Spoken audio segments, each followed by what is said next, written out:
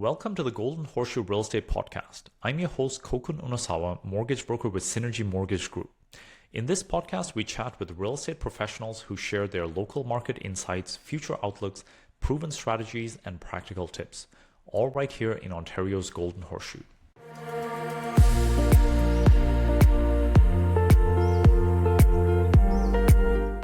All right, so we have Heather Atkinson here. Heather is a real estate agent and a team leader of Atkinson and Associates with Keller Williams. Heather, for those who may not know you, can you give us basically a quick intro about who you are and what you're about?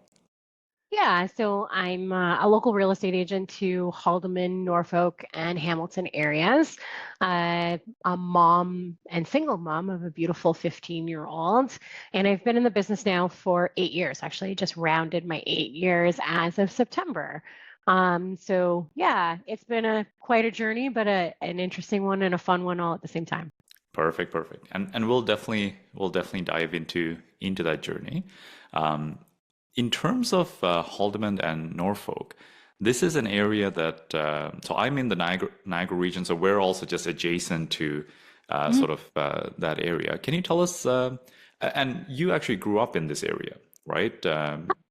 Yeah, I did. So I grew up out along Lake Erie in a small town, actually just on the outskirts of a small town. And then my family, mainly my grandparents, they owned a local restaurant in Caledonia for 32 years. Okay. So yeah, I lived in the area from the time I was 4 until I was about 21. And now I'm back living in the area again about 2 years ago. Perfect. So yeah, how has the area changed over the last couple of decades? What's been the big shifts, if there were any? Well, there's definitely been some big shifts. I mean, Port Dover once upon a time was a huge family community. Now it's flipped to very much of a retirement community. Caledonia used to be a pretty small town. Now it's quite a large town with many amenities that just weren't there, and the population is growing every day. We're definitely starting to see a lot more new builds coming out into, the Haldeman, Norfolk region, which is then causing more and more people to move out into the area. There's still those small niche little areas where it's pretty quiet, and there's rural areas and you drive through them and they haven't changed for 25 years. But we're definitely seeing a lot of growth out in both Haldeman and Norfolk counties. Is there a good amount of net migration where people from Hamilton or from the GTA are moving out there for a quieter life or maybe just a more affordable living? It definitely was during the pandemic. Okay. So during COVID, we did see a huge fluctuation of Toronto people and a small portion of Hamilton people moving out into Haldeman. Not so much Norfolk, because Norfolk's a little further. That's more of a retirement area. I'm sure you guys kind of seen the same thing in Niagara. Yeah. I know that Niagara's feeling that same pain that Haldeman's feeling right now, is that there's less Toronto people kind of moving out into their direction. And now a lot of the houses that are selling, they're selling more within the people who already live in Haldeman and Norfolk counties. We are still finding a lot of Hamilton people are coming out this way. And it is you nailed it straight on the head. The two reasons why people move out into those areas is affordability and lifestyle. Like they're either looking for both or they're looking for one or the other. Okay, very cool. So on the lifestyle topic, if someone's living in Hamilton right now and coming to you saying, "Hey, Hamilton's become too busy for me. I want a quieter life," and say they're willing to move to sort of Caledonia, to me doesn't seem like a small town anymore, but especially when they go further into Haldeman and Norfolk. What are some of the things that you typically advise your clients, like, hey, just be aware that if you're moving to a smaller town, these are some of the things that are different, or if you're moving to a rural property from an urban property, just be aware these are things you should know about? So it actually starts off with a series of questions before we have a conversation about where they want to move to within Haldeman. One of the things is commutability. Like, are you moving out to Haldeman to retire, or are you moving out because you want that slower lifestyle for you and your family throughout the week and the weekends when you're done work? And do you still need to commute into wherever you work, whether it's Hamilton, Burlington, Oakville? because then we're going to have a proximity conversation about where they want to be. Mm. And then we just ask them questions about what type of lifestyle they want to live. Because the amazing cool thing about Haldimand and Norfolk County is that it can suit just about anybody's needs. Because you're right. One of the things that you mentioned is that Caledonia, not really a small town anymore, but it still has that small town feel with a Mm. lot of the things that they do and the community events that they host. And it's only a 30-minute drive less than to Hamilton, Yeah. and you can be on the highway in 25 minutes, right? So if they're still kind of looking for the hustle and bustle of the city, but they want to slow down their life, Caledonia is probably the best fit for them. But if they're looking to really slow it down, then we're suggesting some of the other smaller towns, and then we're advising them of certain things, right? So, most of the stores in these smaller towns close at 9 p.m. So if you're looking for a nightlife, probably not it. You're going to be short on a few amenities. You've got maybe one Tim Hortons in town, but not a huge array of restaurants. Skip the dishes and Uber Eats is not an option in small towns. They don't Interesting. exist in most of them. Caledonia has it, Okay. um, but the rest of them do not. How about like And Amazon deliveries? Like, can you order online and have it show up on your front door? oh, absolutely. I had 3 Okay. packages delivered to my house today. Yeah, perfect. Um, so yeah, and then if they want to live the rural lifestyle, that's even a more serious conversation, especially if they've never lived rural.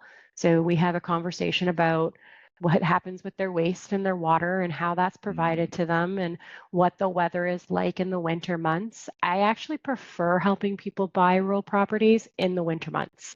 Uh, And it's because they can see what their lifestyle is going to be at not the best circumstances of the time of year, right?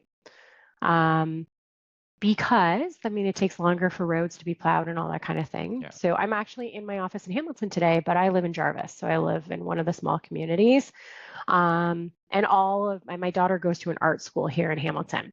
Okay. So she comes with me to work every day. I drop her off. I go to the office and I do some work. That being said, all the Haldeman schools were shut down today Because of the because ice of the and weather and yeah. the ice and the weather, right? So that's the other conversation that we have is that, it's a different setting as well while you're out there.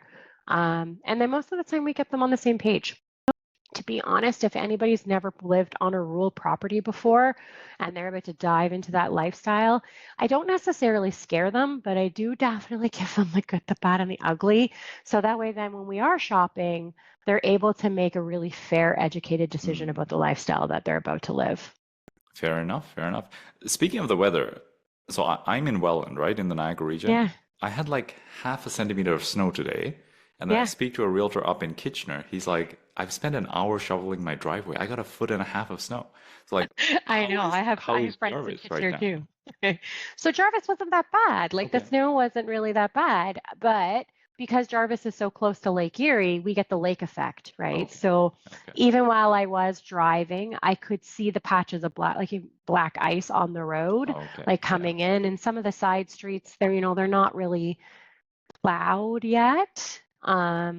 So, the biggest reason why schools get shut down there is because the school buses can't get down the Uh, roads because the plows are so concentrated on the major arteries that get people in and out of Haldeman into the city, right? gotcha, gotcha. Yeah, no, it's definitely there's definitely some interesting differences because even snow plowing. So I lived in St. Catharines and then moved to Welland, and I Mm, noticed for whatever reason Welland is way more efficient at getting the roads plowed.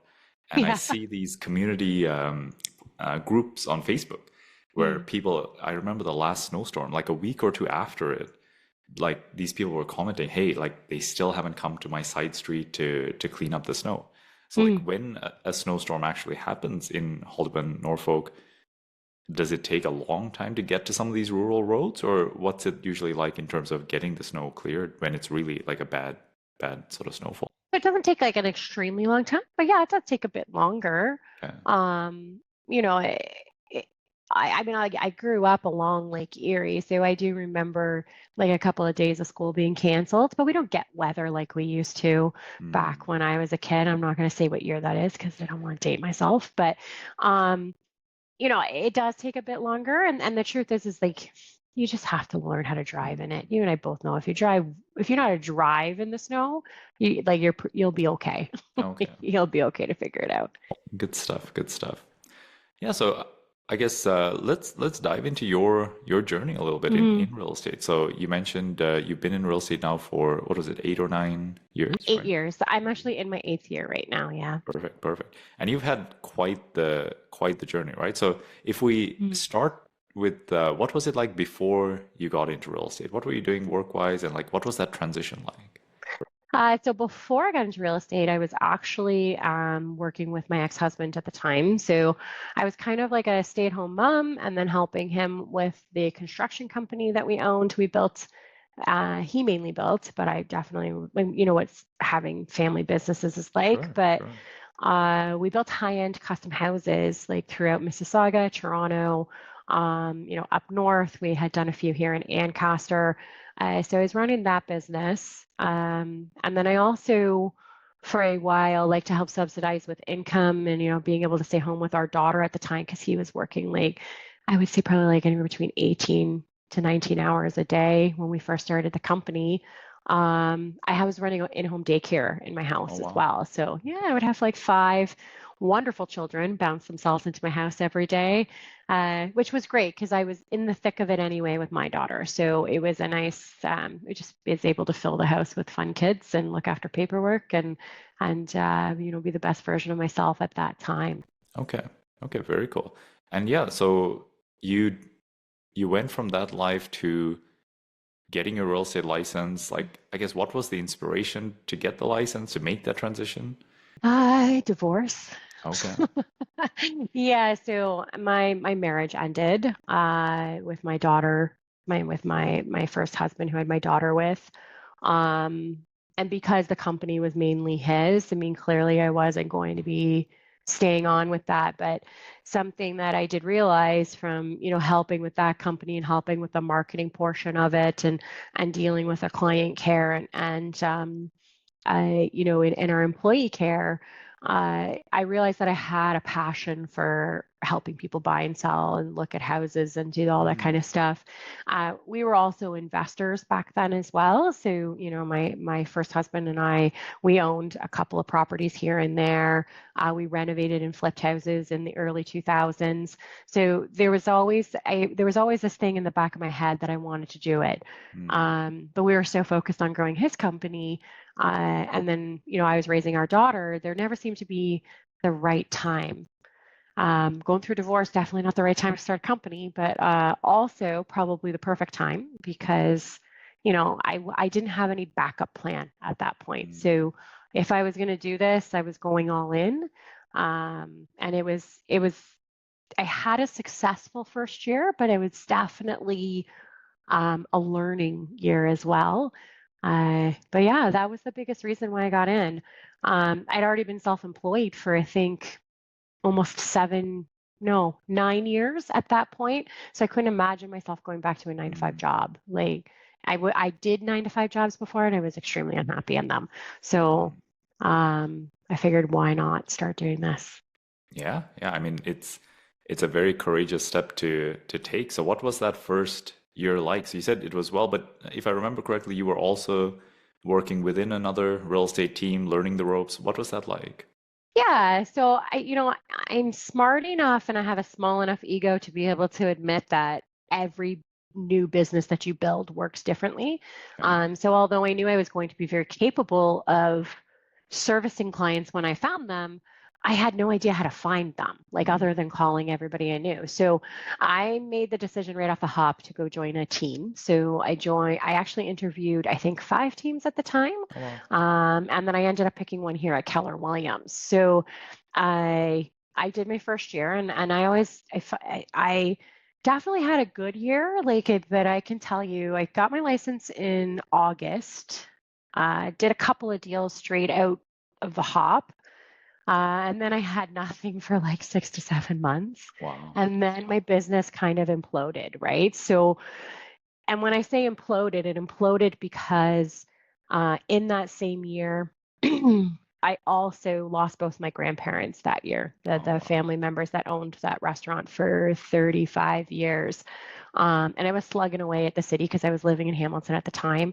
And I was doing my best, and I was knocking doors, and I was doing the cold calls I was told to do, and I was hosting the open houses, but I was just really struggling to find clients. On December 28th of 2018, my grandmother passed away, and we had her funeral. And I remember being at the funeral, and of course, everybody in town knew my family. So the room was jam-packed with some of the most influential people in Caledonia, because that's who my grandparents were. And a lot of them were asking me, like, how's your business going and how's everything? And I was being really honest with them. And I kept hearing over and over again, why are you not selling houses in Caledonia? Mm. So I would love to take credit for my idea of going out into Haldeman, but it was actually all of them. Oh, wow. So in January, I decided that I was going to start farming that area. Had a really good conversation with my team leader at the time. Asked him, like, told him my ideas, and he's like, we're going to simplify this, and this is what I recommend. So I just started door knocking doors. So from January until the rest of the year, I was door knocking roughly 1,000 doors a month. Oh, wow. That is Mm-hmm. quite a bit. It Is that like an is. 8-hour day, 5 days a week door knocking, or how long No, does that it's take? not. So you can actually do 100 doors in about 3 to 4 hours. Oh, wow. Because you have to think, you're not going to talk to everybody who opens the door, or who because Yeah. not everybody's going to be home. So I was doing about 100 doors every 3 to 4 hours. So that worked out to be 2 days a week, 8 hour, like 4 hour sessions each. I would usually go Friday night and Saturday mornings. I found trying other Okay. days, I was Yeah. finding that they were just not as prosperous of having people answer the doors and like talking Yeah. with people. And ironically, the first two listings I ever picked up in Caledonia, we were regulars from my grandparents' restaurant who recognized me when I opened the Oh, door. wow. That is such a cool Um, connection. yeah. Um, and it was going well. And I remember I had listings on the spring market. I had a handful of them closing in June and July. We were still trying to finalize my divorce, so we were pretty tight on. I was really tight on money.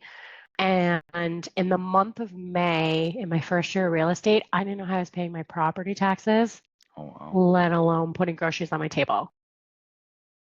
It was That's real fast. stress It was right there. fun. That was real stress right there.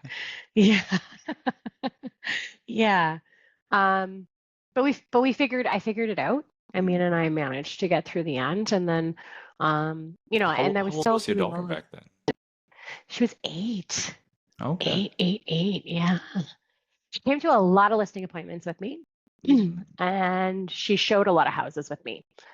Oh, that's So cool. So you kind of included her in the process, in some yeah, way. out of necessity, right? Yeah. So, she was a good kid, like, and she still is an amazing human. I mean, she's 15 years old now, and in her second year in high school. But yeah, she was 8 when I got started.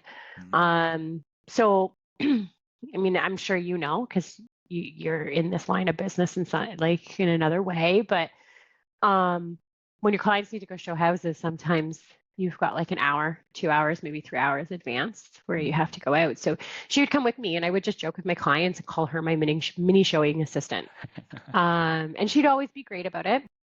Actually, a listing I took in St. Catharines one time, she ended up having to come with me. And I called the clients and asked them if it'd be okay, because it was like the last second kind of deal. And they're like, yeah, absolutely. And I got there, and there were this older couple, and they fed her cookies, and they, gave her toys to play with. And she sat in the corner. And I actually won that listing just for being genuine. Mm. And I was competing against 3 other male agents. Oh, wow. Yeah. Yeah. Have you had conversations with your daughter of what her memories are of that first couple of years? I'm curious, like what she even remembers from that time. Well, she remembers a lot of it. So like when people ask her, and because I mean, let's be honest, a lot of real estate agents are women, Mm. and some of the top performing agents are women. Like Mm. we on the contrary to what a lot of people may think, women in real estate dominate the boards. Mm. Um, and when you ask her, because there are a lot of women in my office who are joining and they're single moms themselves and they're trying to Mm. figure it out. She's like, I had the best time of my life when my mom was first getting her license. Interesting. She's like, I got to meet all of these really nice people. Mm. And, out of that, now my mom still knows these people and now I babysit their kids for Okay, them. very cool. And she's like, and she always talks about one core memory she has, and it was the first buyer I ever worked with. And it was back in the day where we didn't have e-transfers or wire transfers or anything like that for deposits. Like you had to go drop off the check. Mm. And they had bought a home in Welland. And we had to get the check to one of their brokerages by the end of the Friday, or by it was like I think it was a Tuesday or Wednesday. But the closest brokerage was Niagara Falls. Okay. And my clients couldn't go. So they dropped the check off at my house. I took my daughter to Niagara Falls to get the check.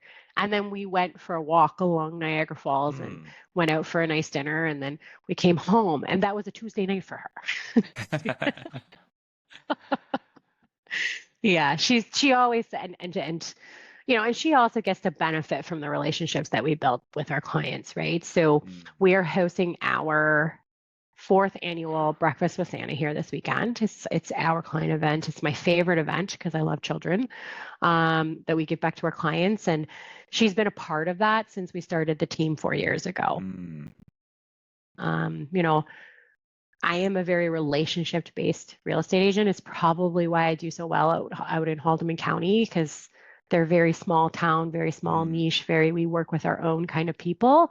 We like to work with our locals and support their businesses as well. And because of that, she's also had the opportunity to go to baby showers and weddings and, like I said, also become babysitters for these people after they have their children. And, she'll always tell you she doesn't know she wants to be a real estate agent because she sees the other side of it too, like the Sure. harder parts of it. Yeah. But that part she really loves. She could buy and sell a house for somebody in 5 seconds flat right now if I put her on the spot. Yeah. I mean, the amount of experience she's gained just shadowing you, pretty much, right? Yeah. In so many ways. So, yeah, that from what I'm hearing, it feels like on some level she received a community through this process, right? Through seeing all the clients you worked with and like getting to be part of that. I feel like that's something. My daughter's only 4 years old right now, so I'm still early in the game, so to speak. But one of the things I'd love for her to have that I never had as a child was to do exactly what you did, to bring her along, to show her whether it's my profession or like maybe connect her with some of the other people I know. It's like, hey, this is what a realtor does on a day-to-day basis. Here's what a home inspector does. Here's what an insurance person does. So like really get to see that before they're 18, before they have to like make that huge life decision of like, what do I want to be when I grow up? At least to have seen a little bit more as they're a little bit young, right? I would 100% agree with that. Yeah, I think that's well, I know that most children raised by business owners, like, and both her father and I own businesses. Like Mm. I own a real estate business and he still builds houses. Um, he's also very relationship based, so she gets to go meet the clients that she builds houses, like he builds houses for on a regular basis as well. And that's really been her life since the very beginning because we actually started that business, him and I, back when she was born. We actually started it the year she was born.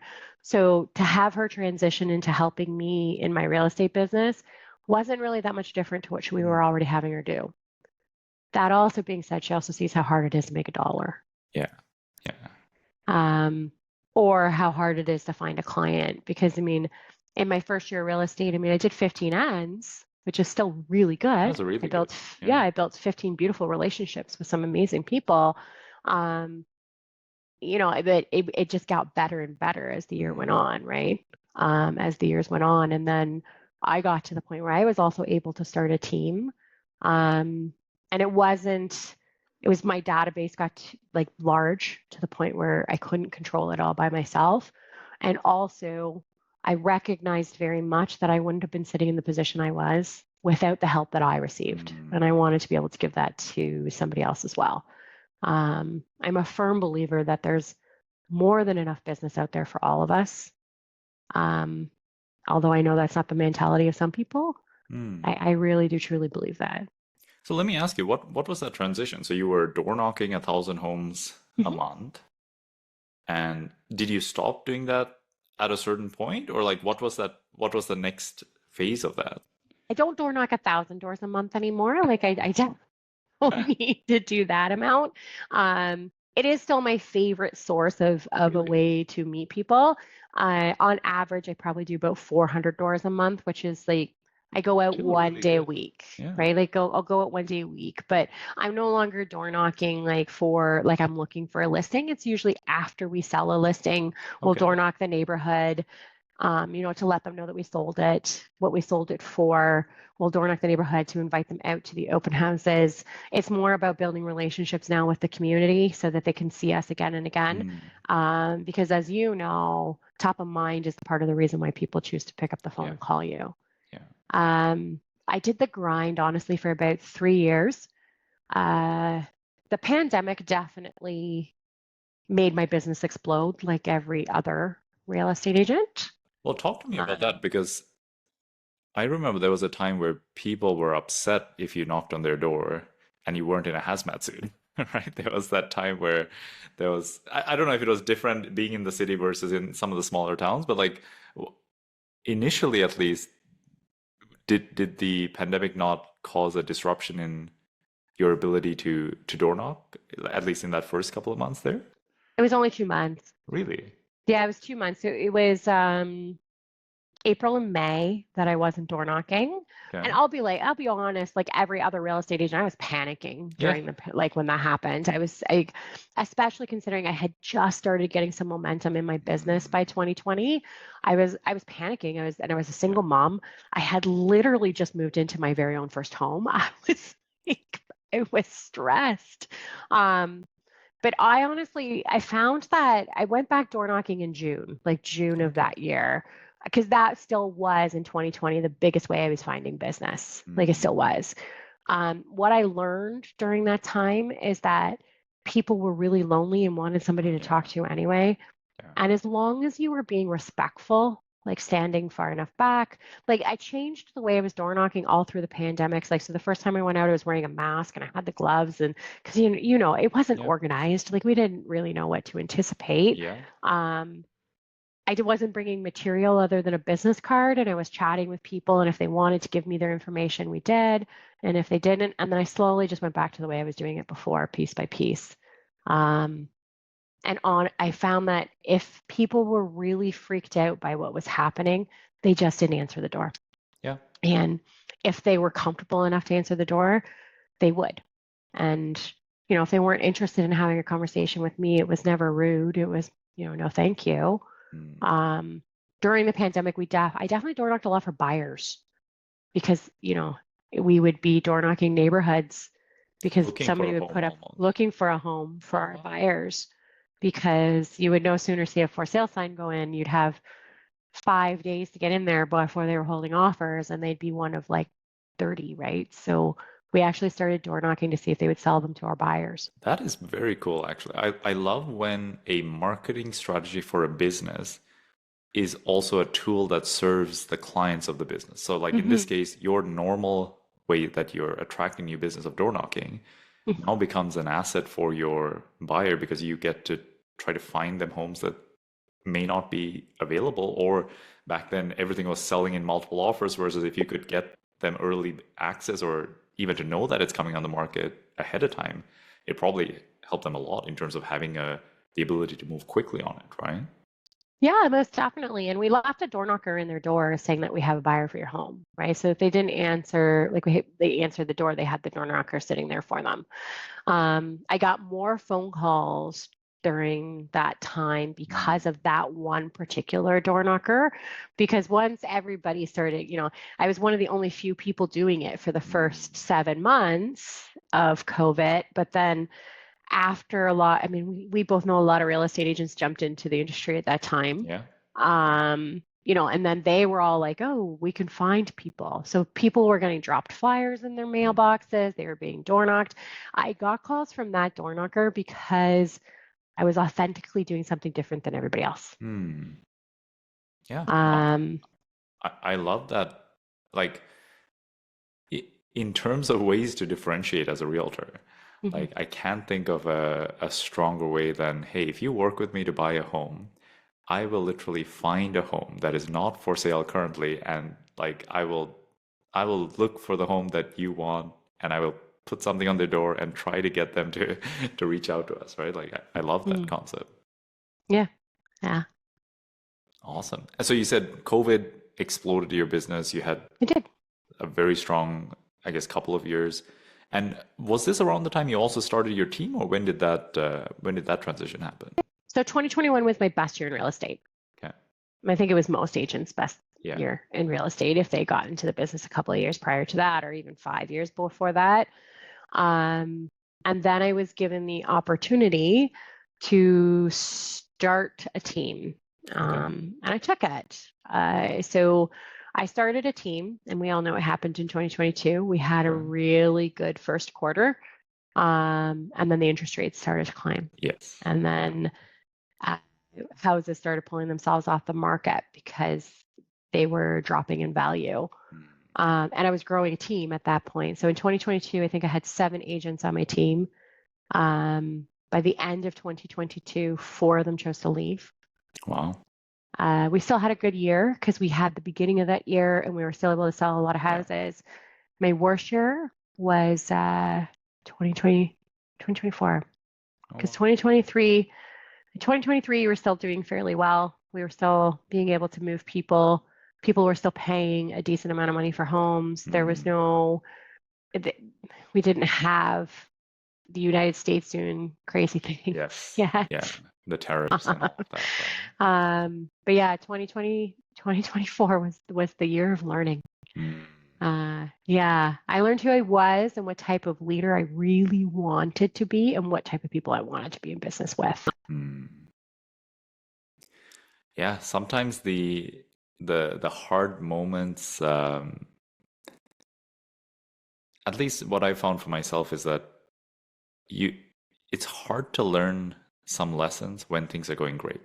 Hmm. When things are firing on all cylinders, like there are different lessons you learn when you go through rock bottom, right? When you're like, okay, Hmm.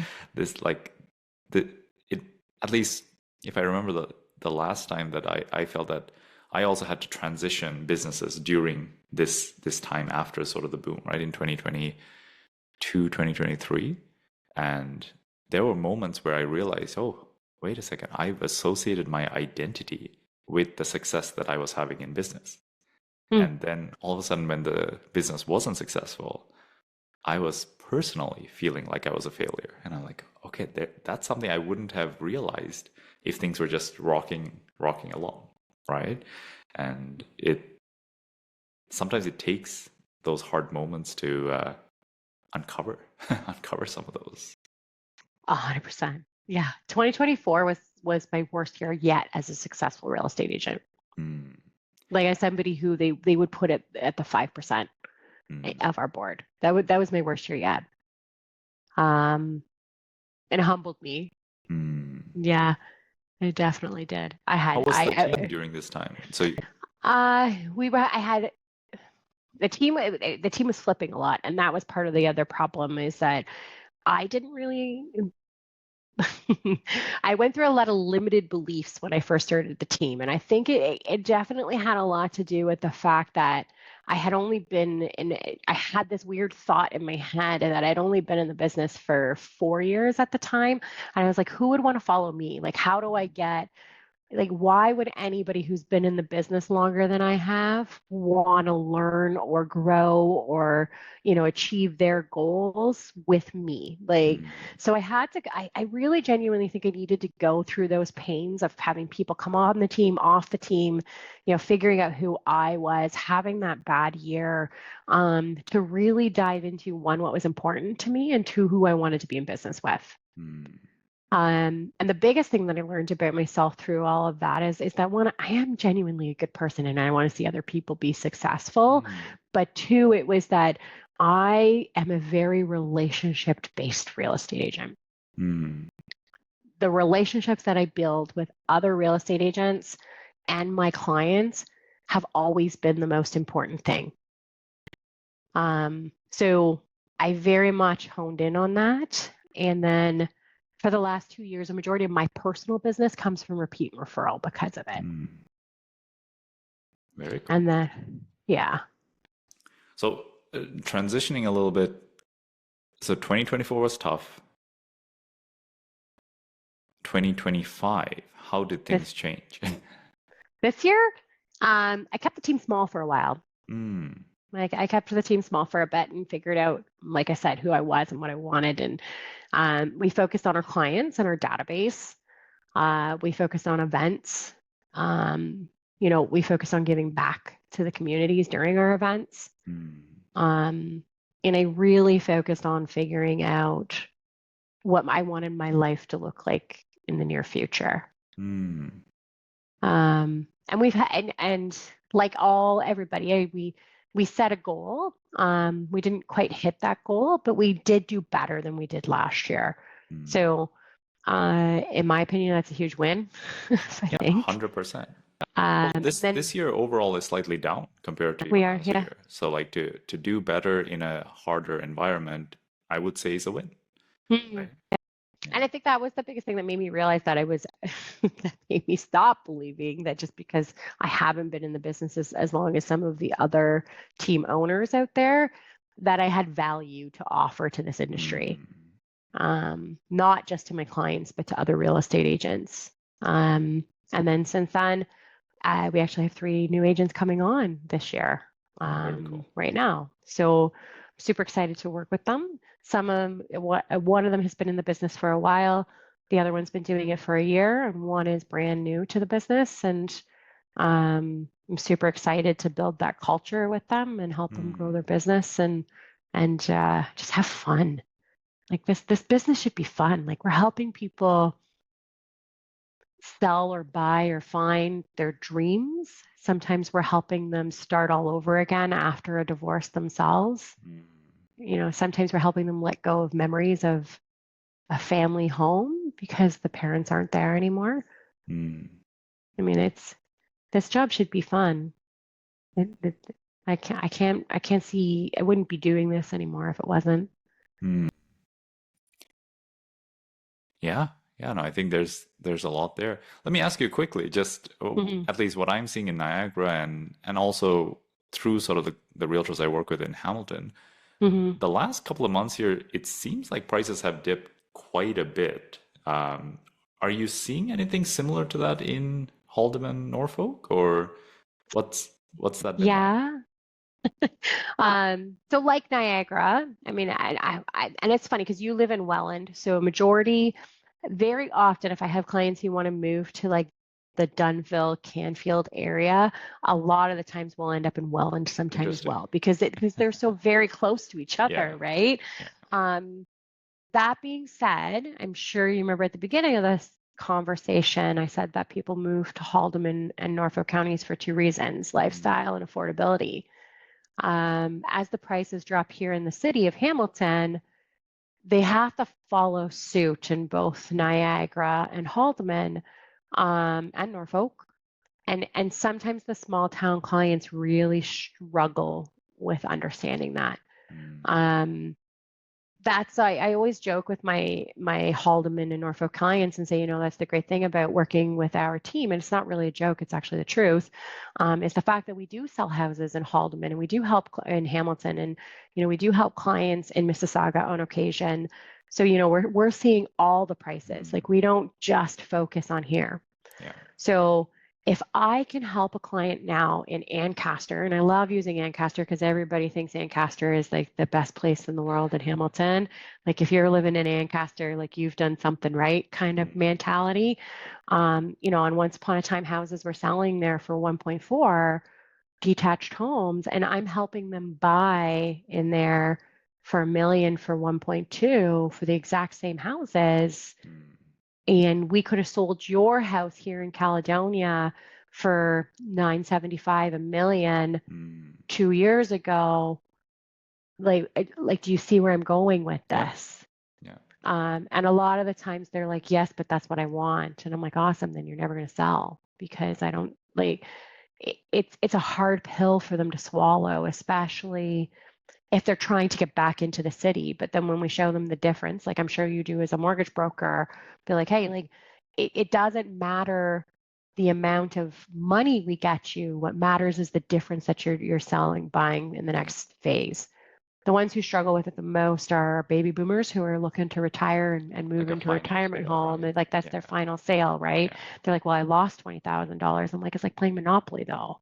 Did you really? The But you $20,000 made wasn't 200. yours. Exactly, exactly. Yeah, yeah. Yeah, I remember in 2017 seeing transactions happen in Hamilton, where whether I knew one of the agents putting an offer or I knew the listing agent, and I would hear, yeah, this home sold in 12 multiple offers at X price. Mm, And until they received the deposit, they weren't going to show the sale price yet. So, like, it wasn't necessarily known. And I was like, okay, like when it hit new peaks in terms of sale prices, mm, it followed suit probably within a week or two in St. Catharines and in sort of the Niagara region. Like it, mm, that early higher sale was almost like the early warning, so to speak. mm, And very shortly after, like whether it was the same buyers or whether it's people seeing a higher price and then sort of adjusting to the Niagara region. mm. And I guess that can work both ways, right? That can work in the downwards way where it's like, hey, if I can get the home I want for 600, 700 in Hamilton, why would I go further out? So in order to go further out, like that corresponding price has to make it worth their Yeah, it while, has to right? make a difference, right? Like it, yeah, I mean, I love Haldeman. I live there again now myself. And like I said, I was born and raised there.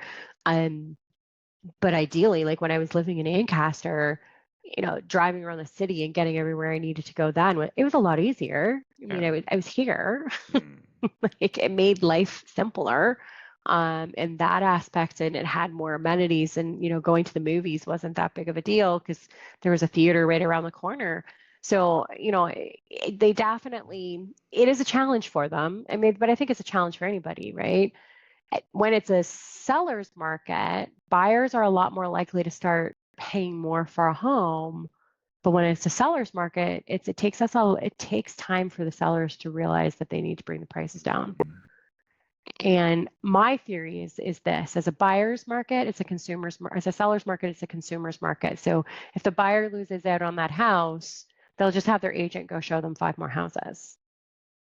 But if the seller's house drops in value or they're not selling their house, they only have one thing to sell. mm, So they're a little more attached to the outcome of what happens to that yeah. number than the buyer is, right? Mm, Um, Especially if we have clients who have purchased houses during the pandemic and now we've got to sell them, and I've got to walk in and tell them that, you know, not tell them, but show them that they're now 200 to $300,000 worth less than what they bought it for during that time. Like that's the flip side to this market, is that there are a lot of people out there struggling right now. mm, There are a lot of people dealing with estate sales and divorces, and they overextended themselves during the pandemic and took out a second mortgage, or they bought during that time yeah. and they went into a variable, and now they're in over their heads, right?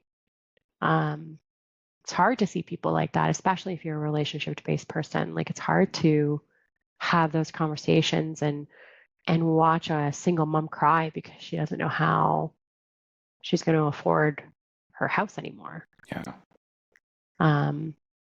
It's tough. Yeah. I think that is probably the hardest part of our jobs, right? Like Mm, even yeah, this year I've had a few people who came to me with like private first mortgages. For whatever mm, reason, they purchased their home with a private mortgage and just for one reason or another, they weren't in a position to get out of it. And they desperately wanted to stay in their homes. They didn't want to sell their homes. And for some of them, it's like, look, there if you can't get out of it, you can't be paying some like 8 to 10% interest on a 700,000 mortgage. Like that is mhm, not sustainable. Like mhm, especially me seeing their income, seeing their financial situation. It's not like they had a bucket loads of money to pay that kind of interest, right? mhm. Um, yeah, so that is probably at least from my end here, like one of the hardest parts of like being forced to deliver the bad news and just to still try to help them, but almost reset some expectations, right? Where you have to Yeah. you have to make the best decision you can, despite how hard it is and despite how unfair it may seem. It's like, yeah, like I will say that's the worst part of my job. Like that's the worst part to Yeah. to have those conversations. And I think it's too, like when I hear real estate agents or people who, I mean, let's be honest, if you do this well, you're definitely making a decent living, Mm, um, probably the above average. So when I hear the real estate agents, I was saying like, oh, it's been my worst year yet, and kind of being a downer about it, um, it's they can still afford everything in their lives, even with the mm, year that they've had, right? Like, do you have to maybe give up that vacation or, maybe not do as much as you used to, but you're not worried about the bank banging on your door asking to mm. take back your house. You're Yeah. not trying to figure out how you're going to spend $400 on groceries for the week to feed your family of five. And I use these as an example, and because that's a lot of the conversations I've had this year. Mm, And the skill set and the relationship based thing is getting even more important in this mm, business, because if you can't walk somebody through that process and what it's look like and gives them options one, two, and three, and four, and then refer them to somebody who's the expert in that next step, mm, somebody else is going to come along and do it. mm. Um, I mean, we're still providing a service. I mean, I'll be really excited when the economy kind of starts to take a swing back the other direction, and we get to work again with people who are doing upsizes, or they're having babies, and Mm. or they're looking to retire. But right now, that's not a majority of not majority of the deals that we're Yeah. doing at this point. It's just not.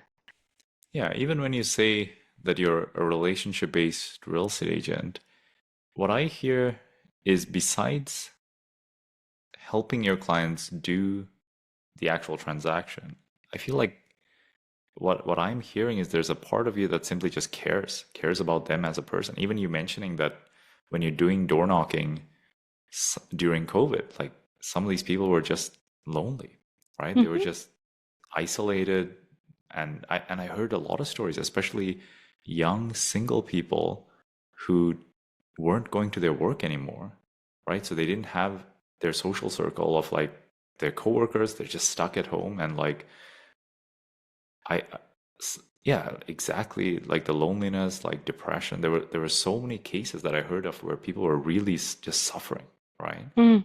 And yeah, no, I think it's very,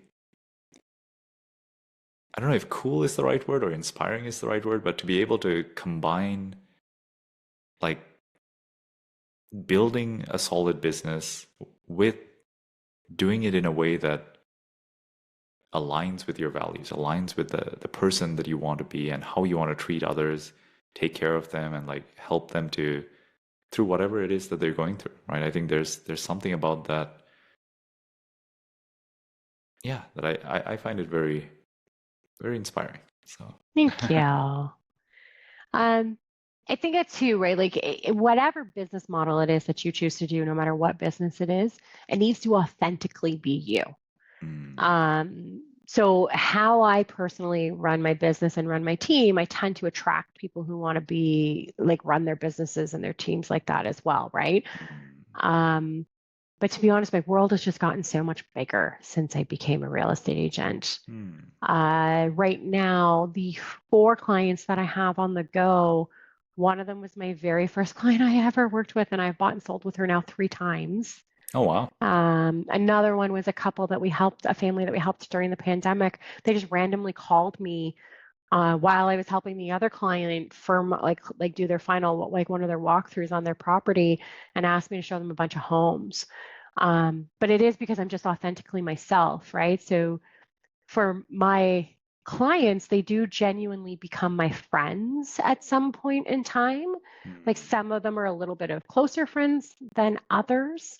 But ultimately, like since I became a real estate agent, I've been to 4 clients' weddings, Oh, wow. 7 baby showers, endless amount of family gatherings. Mm, And sometimes it's just a quick text, hey, like I haven't seen you in a while. Why don't mm, you and your daughter pop on by? We're having a barbecue. We'd love to see you. mm, Um, and that's just authentically who I am, though. Like mm, no client, like I mean, sure, I have those clients who are happy. I'm happy to see that they bought the house, but I'm also happy to see that I don't have to talk to them again.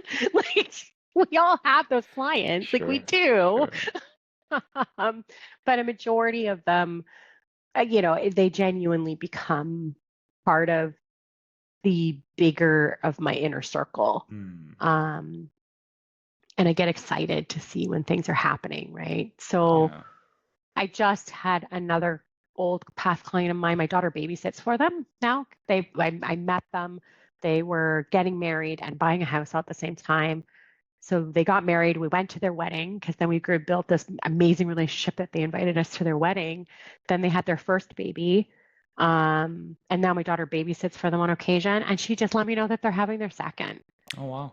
Very cool. Like, how cool is that? Mm, And she keeps telling me the house works just fine. And I'm like, it's okay. When the house doesn't work anymore, we'll sell that one and we'll find you another one. I don't care. Congratulations about the baby. And then I mm, just sent them a baby gift. But that's something that I would do for anyone. Like it's not an out of an ordinary characteristic of mine. When I mm, stopped running my business, like everybody told, like how I thought everybody wanted me to run it, and I mm, ran it the way that made me happy and brought me joy, and I was authentically being myself with every person that I work with, that's when I started to see the real difference. That's when my business started to truly flip to a repeat and referral. mm. Very cool. Very cool. Yeah, we've covered quite a bit here. This is my favorite question, Yeah. and we've already covered quite a bit of your journey. So I just want to create the space here to ask it still. Mhm, Um, on more on the personal side of things, if there was mhm. one thing, one message you wanted to share with the world, based on your life experience, and maybe it's even one thing you'd like to share with your daughter that, but maybe she's not ready to hear it now, but if she comes back to this episode 10 years later and she hears it, um, what would that one thing be? Oh, wow. That's a really good question. And I love that question. I genuinely think it would be just be who you are. Mm, Um, and and when you are and just choose to be a good person regardless of how somebody else treats you. It doesn't mean they have to be your best friend, but if you're comfortable with who you are, great things usually show up for you. mm, And I find that the time that I'm not comfortable in my own skin or I'm not comfortable with a process, that's usually when I'm making a mistake, or I'm failing at something because I'm trying to be somebody I'm not. mm. Trying to pick up somebody else's a model that doesn't fit who I am. Yeah. Well, part of what I hear you say is almost trust yourself, right? Like when Mhm. you have a way you want to do things and like it's different from, like, I think it's important to listen to the advice of others and to learn from people who've gone before you, and at the same time leave some space for, like you said, to be authentically yourself, to, like, if there's Mm. something that you feel compelled to do and it really feels right, like to create some space that, yeah, you can do things in a slightly different way and it will probably work out because that's part of who you are and the way you want to be, right? Yeah, exactly. I mean, even if you just use the door knocking situation as an example, everybody was door knocking at the time I was. Not so many people do now, but because I chose to look at it in a different direction Yeah. or just take a different approach with it, it just helped grow my team and my business, right? So, um, yeah, one of the most important things to me is always my family and clearly my daughter. People can hear that when I talk about it. And I never want, so there was this task that I had to do at a convention that I went to not too long ago for Keller Williams.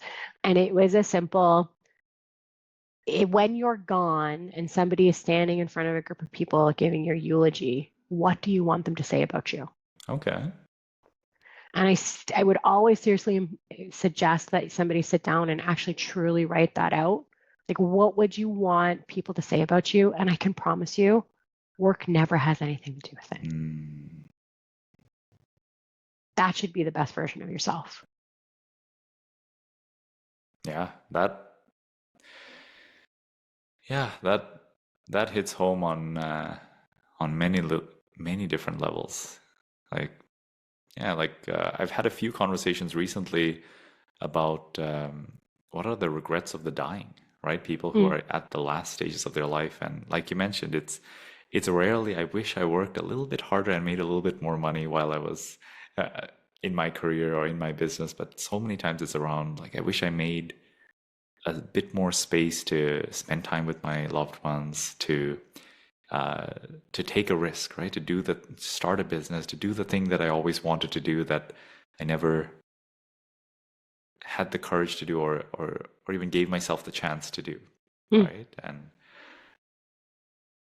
yeah, yeah, it's I think that's a hard one though for most people to yeah, like to write out your own eulogy and then to and almost to like look at, does the life I live reflect that, right? Are my decisions and the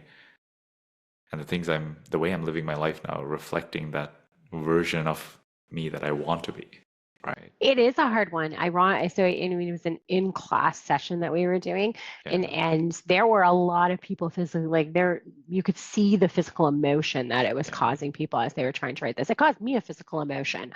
There's some people crying. There were some people who were choosing not to look up at that point.